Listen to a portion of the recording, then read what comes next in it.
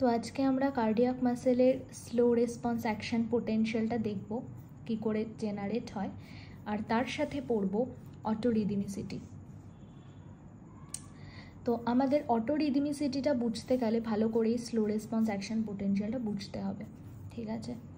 তো আমি স্টার্ট করছি। এই স্লো রেসপন্স অ্যাকশন পোটেনশিয়াল সেটা হচ্ছে তোমাদের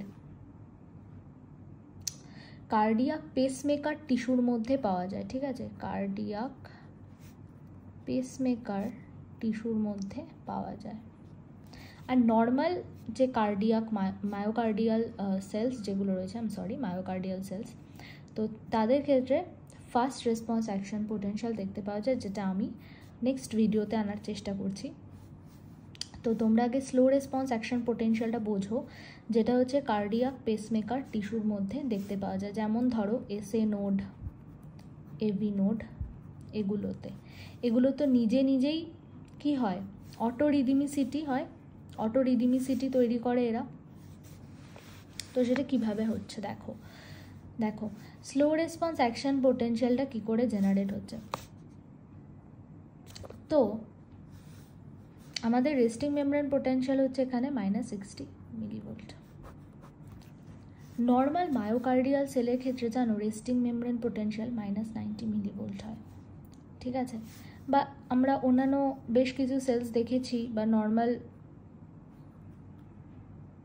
সেলসের ক্ষেত্রে আমরা দেখেছি যে রেস্টিং মেমব্রেন পোটেনশিয়ালটা আরও কি হয়, নেগেটিভ হয়। কিন্তু এখানে কি দেখো, এখানে একটু লেস নেগেটিভ রয়েছে। তাই জন্য এখানে ডিপোলারাইজেশন যেটা হবে, ঠিক আছে, সেটা কিন্তু সোডিয়ামের দ্বারা হবে না, ঠিক আছে? সেটা সোডিয়াম এর দ্বারা হবে না। তো কারণ হচ্ছে এই যে সোডিয়াম, যে ফার্স্ট যে সোডিয়াম চ্যানেলগুলো রয়েছে সেগুলো ইনঅ্যাক্টিভেট হয়ে যায়। এই লেস নেগেটিভ রেস্টিং মেমব্রেন পোটেনশিয়ালের জন্য কি হয়, এই ফার্স্ট সোডিয়াম চ্যানেলগুলো ইনঅ্যাক্টিভেট হয়ে যায়। তো তার জায়গায় ক্যালসিয়াম আসে, ক্যালসিয়াম ভূমিকা পালন করে এখানে, যে ক্যালসিয়াম আসে এবং এল টাইপ ক্যালসিয়াম চ্যানেলের মাধ্যমে ক্যালসিয়াম সেলে প্রবেশ করে এবং ডিপোলারাইজেশন ঘটায়। আমি ঠিক এই পয়েন্ট, এখান থেকে, এই যে এই পয়েন্টটার থেকে কথা বলছি, এখানে দেখো এই ডিপোলারাইজেশন হলো। এবার দেখো এখানে রিপোলারাইজেশন স্টার্ট হচ্ছে। এই রিপোলারাইজেশন আমরা নর্মাল কি জানি, যে কোনো সেলের ক্ষেত্রে রিপোলারাইজেশনের ক্ষেত্রে কি হয়, পটাশিয়াম কি হয়, বেরিয়ে যায়। তো এখানেও কিন্তু তাই হবে, পটাশিয়াম কিন্তু বেরোবে, কিন্তু ইনিশিয়াল ফেজ অফ রিপোলারাইজেশনের ক্ষেত্রে আমরা পটাশিয়াম বেরোতে দেখব। যেহেতু আমাকে অটোরিদমিসিটি সেট করতে হবে, এখানে ব্যাপারটা একটু অন্যরকম হবে, যে ল্যাটার ফেজ অফ দ্য রিপোলারাইজেশনে কি হবে, তোমার calcium channel calcium potassium ion সেটা বেরোনো বন্ধ হয়ে যাবে, ঠিক আছে? পটাশিয়াম আয়নটা যেটা বেরোচ্ছিল সেটা আর বেরোবে না। এই রিপোলারাইজেশন যখন হচ্ছে সেই টাইমেই কি হবে, উল্টে সোডিয়াম ঢুকতে শুরু করে দেবে, ঠিক আছে? তো সোডিয়াম ঢুকলে কি হবে দেখো, একদিকে রিপোলারাইজেশন হচ্ছে, তার মধ্যে আমি সোডিয়াম ঢোকাচ্ছি, মানে কি হচ্ছে, পটাশিয়াম প্রথমে কি হচ্ছিল, বেরিয়ে যাচ্ছিল। আমরা কি জানি, পটাশিয়াম বেরিয়ে গেলে ভেতরে আমাদের পজিটিভিটিটা কি হবে, কমে যাবে, মানে ভেতরে নেগেটিভ তৈরি হবে, তার মানে রিপোলারাইজেশন হচ্ছিল। তো এই টাইমে পটাশিয়াম বেরোনো বন্ধ হয়ে গেল এবং সোডিয়াম উল্টে ঢুকতে শুরু করলো। তাহলে কি হয়ে যাচ্ছে, আবার কি হয়ে যাচ্ছে, ডিপোলারাইজেশনের দিকে চলে যাচ্ছে সেলটা। তাহলে দেখো সেলটা তাহলে কি হচ্ছে, এইটা হচ্ছে আমাদের এই যে গ্রাফে এই লাইনটা দেখো, এই লাইনটা রিপ্রেজেন্ট করছে পেসমেকার পোটেনশিয়ালকে। তো এই পেসমেকার এই যে সোডিয়ামটা যে ঢুকছে, তার ফলে একটা ডিপোলারাইজেশন হচ্ছে, এই ব্যাপারটাকে বলছে ফানি কারেন্ট, ঠিক আছে?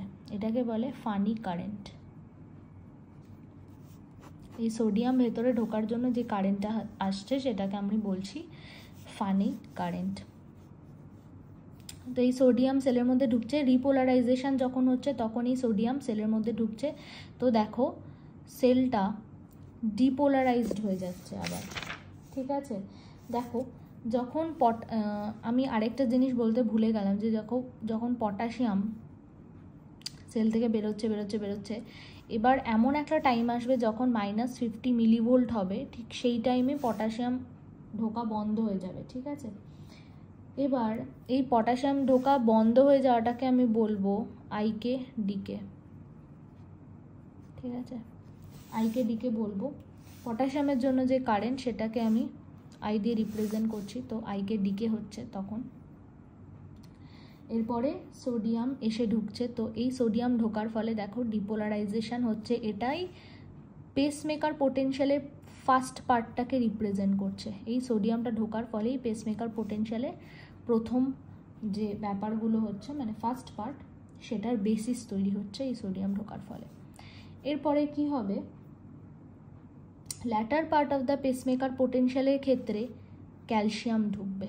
ঠিক আছে, ক্যালসিয়াম ঢুকবে, কিন্তু ক্যালসিয়াম কোন চ্যানেলের মাধ্যমে ঢুকবে, টি টাইপ ক্যালসিয়াম চ্যানেলের মাধ্যমে ক্যালসিয়াম তখন ঢুকবে। দেখো ক্যালসিয়াম ঢোকার জন্য এখানে কি হচ্ছে, সেলের ভেতরে ঢোকার জন্য ডিপোলারাইজেশন হচ্ছে। ঠিক আছে, টি টাইপ বা ট্রানজিয়েন্ট টাইপ ক্যালসিয়াম, এখানে ক্যালসিয়াম চ্যানেল দিয়ে ক্যালসিয়াম ঢুকছে, তো এটা letter part of the pacemaker potential তৈরি করছে।